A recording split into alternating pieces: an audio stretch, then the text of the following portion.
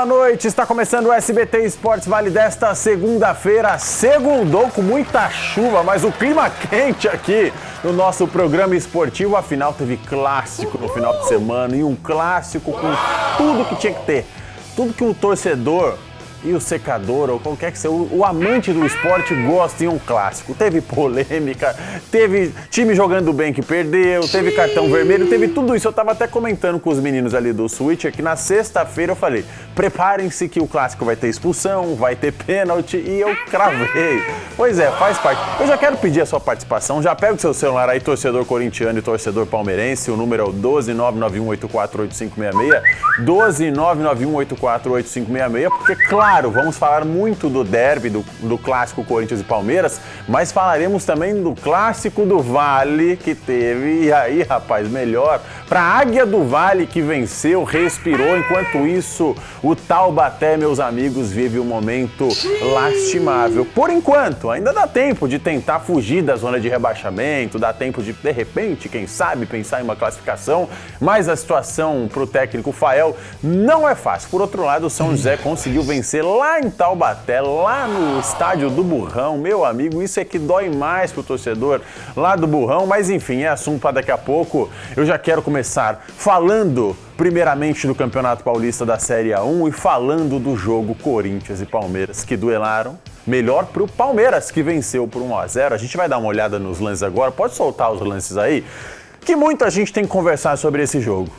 Primeiramente, a postura do Corinthians, que foi muito ofensiva, principalmente no primeiro tempo. Pode preencher aí, Dalbelo, os lances para o telespectador, porque é o seguinte, o Corinthians foi muito superior no primeiro tempo, tomou todas as ações da partida praticamente, vocês estão vendo alguns lances aí, dominou em posse de bola, em finalização, o Palmeiras pouco criou, o Corinthians com a postura que o Dorival acabou entrando foi muito bem realmente, todos os seus atletas, tanto defensivos quanto ofensivos, jogando muito futebol, né? O Memphis tentando chance, Yuri Alberto, Bidu muito bem no jogo, Mateuzinho, até então Carlos Miguel, que depois se tornou personagem que foi muito bem, estava nervoso na partida e o Palmeiras pouco conseguia criar. E aí a gente entra naquelas, né? Futebol é apaixonante por quê? Porque não é teórico.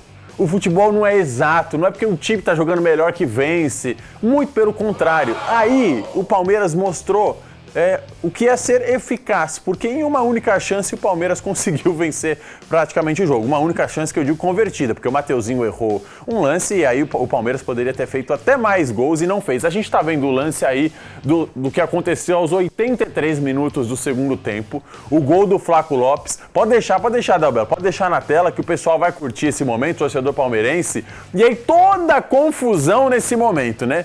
Primeiro a gente vai analisar o gol, volta lá pra mim, vamos analisar o gol do Flaco Lopes. Primeiro que, olha a liberdade em que o Palmeiras teve para chegar, e aí o chute, a bola desvia, o Hugo faz uma boa defesa. Eu ouvi muita gente falando, o Hugo falhou nesse lance. Não falhou nesse lance não, a bola foi desviada, é uma bola complicada, e aí ele fez o que tinha que fazer, o que deu para fazer. Só que o Flaco Lopes, ele tem faro de gol, ele sabe se posicionar como ninguém ali dentro da área, e estava esperto naquele lance para chutar e fazer o gol, que até então o Palmeiras não tinha criado muito. No segundo tempo o Palmeiras melhorou, eu só não entendi porque o seu Abel tirou o Vitor Roque, eu não faria isso, aí a decisão dele é só uma opinião minha. Olha aí, a gente consegue ver por esse ângulo que tem um desvio, é uma bola muito complicada, campo molhado, e o Flaco Lopes conseguiu converter esse gol para o Palmeiras, o que foi o gol do jogo. Olha aí, mais uma vez a gente está vendo na tela, sem chances para o Hugo, para mim foi mais vacilo da parte defensiva do Corinthians. Eu imagino que os atletas já estavam cansados também, depois correram muito e o Palmeiras soube segurar muito bem a pressão no primeiro tempo e depois conseguiu buscar o resultado e tá aí mais uma vez. Aí, onde ele vai comemorar? Onde o seu Yuri Alberto já tinha comemorado e tinha tomado o cartão amarelo antes. Olha aí, ele chuta a bandeira do Corinthians e aí todos os atletas ficam aí bravos, chateados, toda aquela troca de carinho do torcedor corintiano com o Flaco Lopes, que fez isso consciente, obviamente, porque, enfim, estamos falando de um Corinthians e Palmeiras. Eu vi um comentário hoje, eu achei muito interessante. Não quer essa confusão? Coloca qualquer outra coisa na bandeirinha, então. Coloca uma cor amarela, uma cor azul, enfim, e acaba logo com isso, porque isso é provocação dentro de campo. E aconteceu. E aí, pois é, imaginava-se que já aconteceu com o Luciano do São Paulo, o Yuri Alberto já fez lá no estado do Palmeiras e não seria diferente agora, ainda mais com um gol em derby, um gol em clássico e no final do jogo em que o Palmeiras conseguiu superar muito bem a pressão. Enfim, esse foi um dos elementos aí desse clássico, essa confusão. Só que antes, o Corinthians teve chances de marcar. O Corinthians poderia ter feito muito, principalmente nesse lance aí, olha só. O Gustavo Henrique, se eu não me engano, vai sofrer pênalti porque o Carlos Miguel erra o tempo da bola e acaba acertando a cabeça dele. E foi só a cabeça dele. O que eu não sei é se teria sido marcado falta do Gustavo Henrique no atleta do Palmeiras, não sei quem era ali, se era o Gustavo Gomes ou se era outro, porque tava um agarra-agarra ali na área. Não, era o Marlon Freitas. Os dois estavam disputando a bola e aí subiram. Ali eu não sei se daria falta, só que o Carlos Miguel aí é indiscutível. Ele acerta só a cabeça do Gustavo Henrique. Eu não sei se você de casa tem uma opinião diferente, você pode mandar. Você acha que foi pênalti? Você acha que não foi? Manda no 12 991848566, 12 991848566. Tá aí o lance de novo, ó. O Carlos Miguel, que até então estava assim nervoso na partida, e aí ele acabou socando ali. Pra mim, neste lance, sem pênalti. No lance anterior, duvidoso se deveria ter sido marcado o pênalti, se não teria uma falta anteriormente. Fato é, o Klaus acabou apitando a penalidade máxima. Aí vem o segundo elemento de tudo que aconteceu nesse clássico cheio de temperos. A gente vai ver o Memphis Depay assumir ali a posição. Cara, já colocou aqui então antes do Memphis Depay assumir? Tá aí, ó. O Memphis vai chutar e ele escorrega. Até então era o Yuri Alberto batedor e aí foi o Memphis Depay porque o Yuri não vive um bom momento nas cobranças de pênaltis. Correto. Só que aí o Memphis escorrega. Rapaz, e por que o Memphis escorregou? Tá aí, então, agora o lance do Andreas Pereira. Pode voltar lá no... Aí, olha a catimbada que ele me arruma aqui, rapaz. Ele vai pisar aqui, ó, vai tirar a grama. Volta lá. Ele vai tirar a grama exatamente onde o Memphis escorrega. Ô, seu Andreas Pereira, se vier fazer isso aqui no nosso gramado, eu vou chamar o VAR e vou te expulsar, viu? No nosso aqui, não. Agora lá, ele foi dar aquela catimbada. E a gente vai entrar num discurso...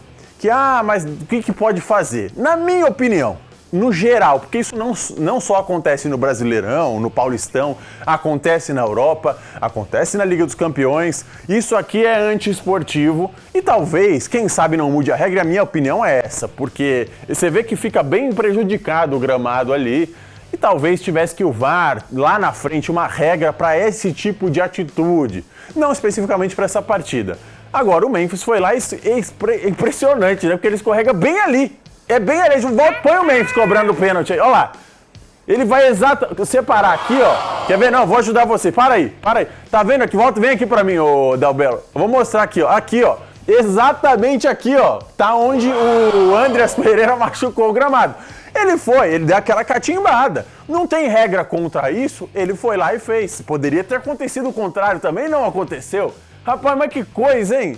E aí o Memphis foi lá, escorrega. O Memphis depois declarou, falou que nunca na carreira dele ele tinha errado dessa forma e ele acabou errando. Acontece, errar pênalti faz parte. O Corinthians está tendo dificuldades lá, na verdade, em acertar o seu cobrador oficial de pênaltis. Mas aí criou-se toda essa polêmica. E é o que eu falo, é o tempero do derby, né? Um Corinthians e Palmeiras praticamente estava valendo tudo e por isso que o Andreas Pereira foi lá e sambou em cima da grama. Fez quase um walk ali, né? Quase foi a dança do Paquetá também, hein, o Andreas. E aí o Corinthians não foi eficiente no primeiro tempo, o Palmeiras foi e conseguiu converter. E eu já vi muitos, aliás, você, torcedor, deve imaginar também que os últimos jogos, nos últimos anos, o Corinthians conseguiu fazer muito bem isso também, né? Às vezes o Corinthians não foi, e muitas das vezes o Corinthians não foi superior ao Palmeiras, só conseguiu suportar a pressão e converter o resultado positivo. Ontem foi ao contrário, o Corinthians foi melhor praticamente o jogo todo, só que o Palmeiras foi mais eficiente, conseguiu vencer o rival em casa, né, 100% dos torcedores corintianos, e carimbar a classificação para a próxima fase. É o que eu falo, é o tempero dos clássicos, não tem como fugir, o Corinthians vai ter que ir para a última rodada agora, se eu não me engano, contra o São Bernardo, precisando vencer, porque daqui a pouco a gente vai ver a tabela, tá tudo muito acumulado ali, né, muito próximo um do outro. Só minha Portuguesa que conseguiu a classificação já.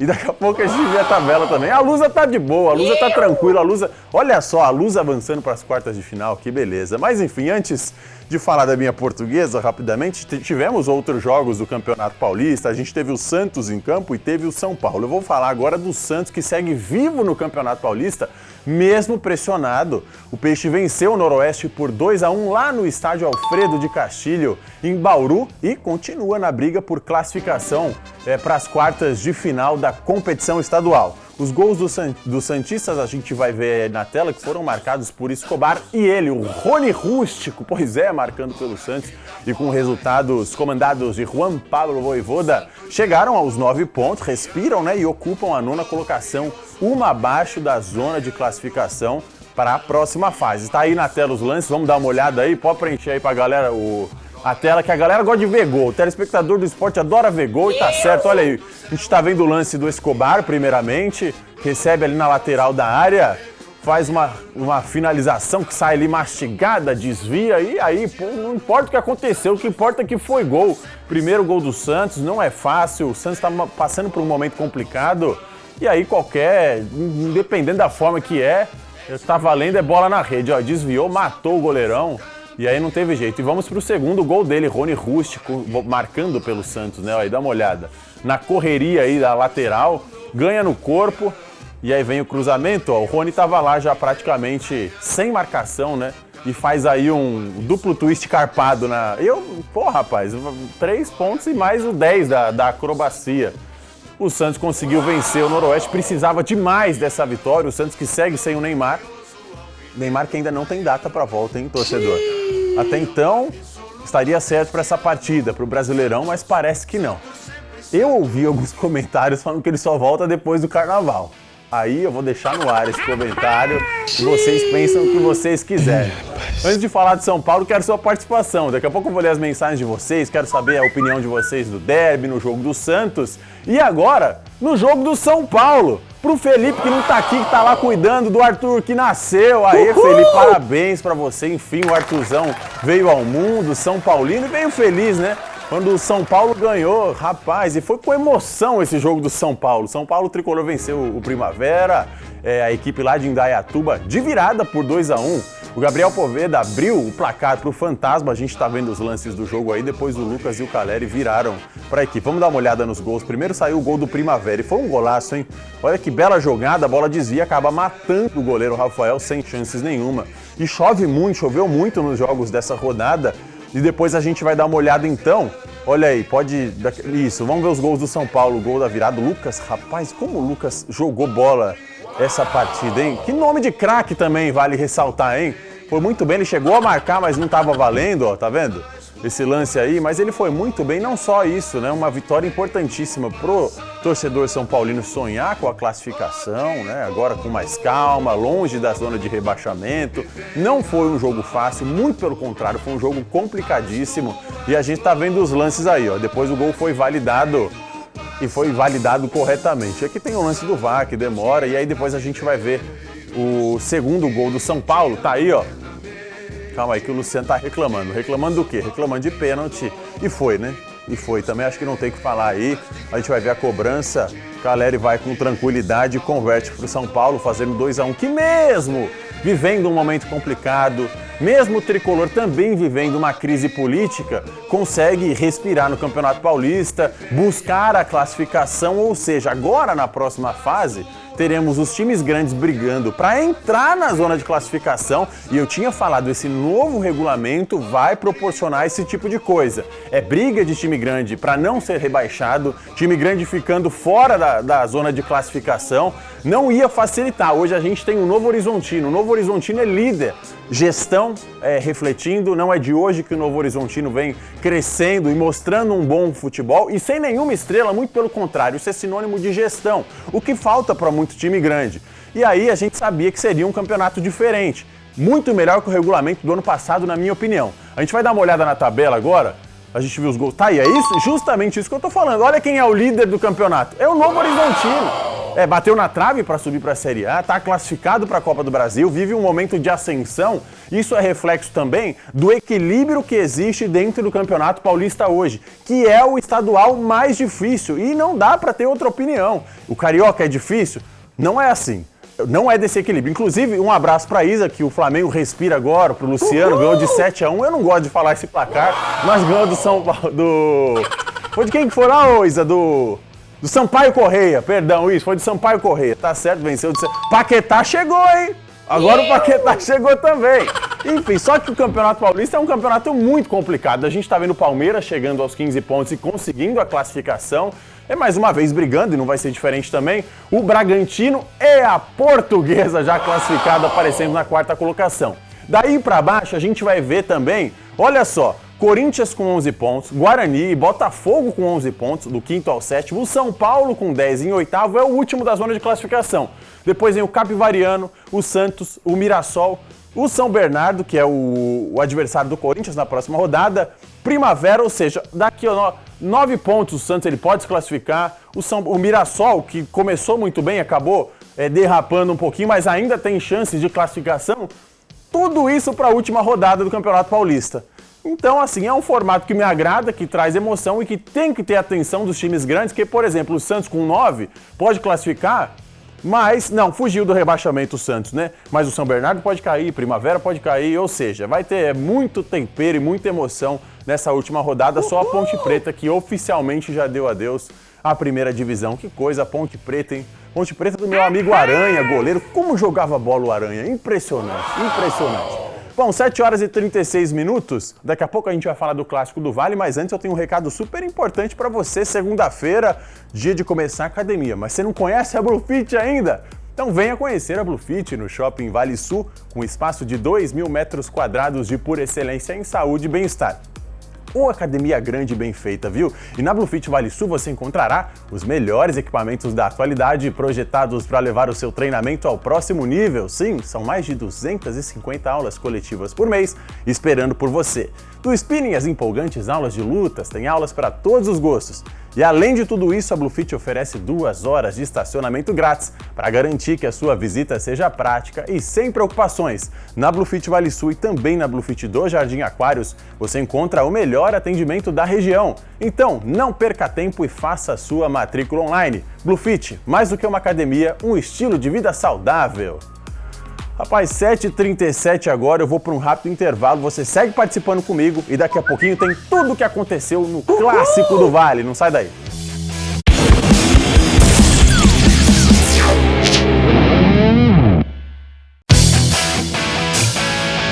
SBT Esportes Vale.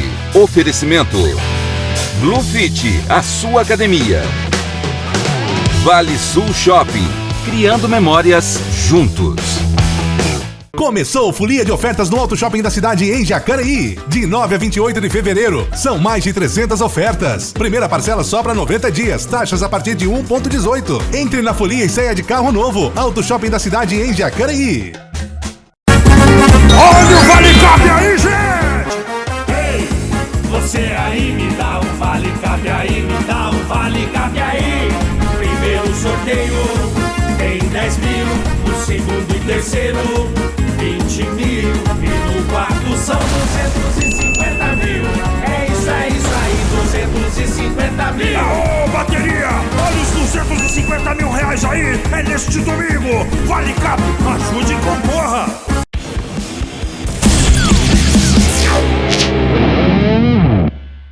Estamos de volta com o SBT Esportes Vale. Deixa eu mandar um beijo super especial pra minha irmãzinha Yasmin, que tá ligada aqui. Você mandou até a fotinho pra mim, obrigado, viu? E toda a galera que tá participando, falando do lance do pênalti. Tem gente que acha que foi pênalti, tem acha que não. Ó, o Corinthians tinha que ter vencido, jogou melhor. Faz parte, né? Não gostaram do que aconteceu, desnecessário o que o seu Andreas fez, não gostei da arbitragem. O pessoal do bairro Pousado do Vale assiste todos os dias, muito obrigado. Tá certo, a Verônica, obrigado pela sua participação. Enfim, a gente vai dar sequência aqui no programa.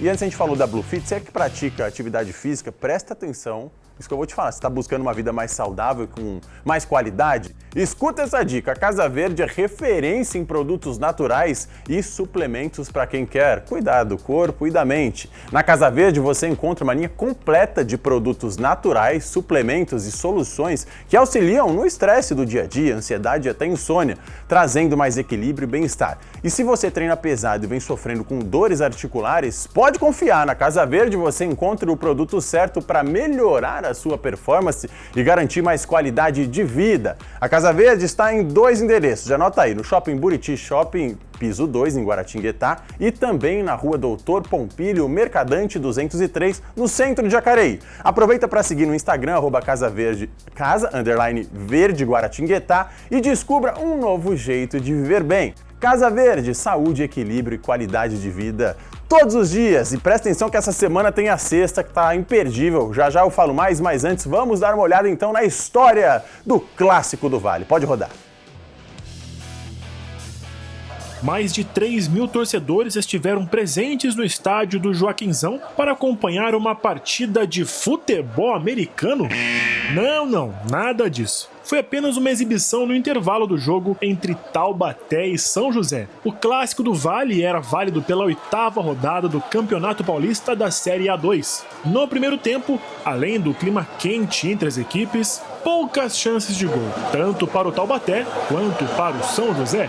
Mas agora muita atenção, porque logo no início do segundo tempo, Gabriel Ramos, com 40 segundos, aproveita o cruzamento do lado direito e abre o placar para a Águia.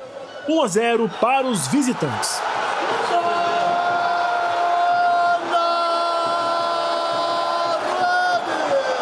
Com moral, o São José vinha para cima, na busca do segundo gol. O Taubaté apostava nos contra-ataques. E aos 15 minutos, após um cruzamento na área, o goleiro Gabriel Afonso ficou indeciso. A bola pegou na trave e sobrou para Romarinho, que dominou e chutou. A bola ainda desviou antes de entrar para empatar o jogo e incendiar a torcida do Burrão. 1-1. O Taubaté precisava do gol para virar o jogo e conseguir a primeira vitória na competição. Mas a Águia estava embalada e pressionava. Mas o goleirão do Burro, Samuel Pires, estava inspirado e pegando praticamente tudo. Eram defesas em sequência do goleiro taubatiano que mantinha um empate no placar. Era uma grande noite para o goleiro taubatiano Samuel Lino. Mas muitos comentaristas esportivos dizem que não se pode jamais elogiar um árbitro ou um goleiro até o apito final. E foi justamente naquele gol ali, no finalzinho, uma bola chutada, Samuel Lino espalma ela, a bola sobra no pé do atacante Michel Paulista, que faz o segundo gol da Águia, para felicidade joseense e desespero da torcida taubatiana. Com o gol, parte da torcida começou a deixar o estádio antes mesmo do apito final, até que o árbitro, Gabriel Henrique Meira Bispo, apitou o fim do jogo. Taubaté 1, São José 2. 40 segundos, não, eu acho que a estrela, né? Não sei se a estrela, eu posso estar errado, mas eu fui iluminado ali e graças a Deus saiu o gol e a gente fez por merecer por esse triunfo. Hoje, o sentimento nosso, não dá nem para pensar em conotação, o sentimento é de dor mesmo, é dolorido perder como perdemos, da maneira que perdeu. E vocês viram, né, na maneira que perdeu, vocês viram, não tem ninguém culpado, não é culpado, ninguém culpado, só erra quem está ali para jogar. Passando confiança para o jogador, sabendo aquilo que eles podem entregar. Quando eu cheguei, eu falei que eu conheci uma boa parte do elenco. Os que eu não conhecia, eu estou me mostrando de fato quem são.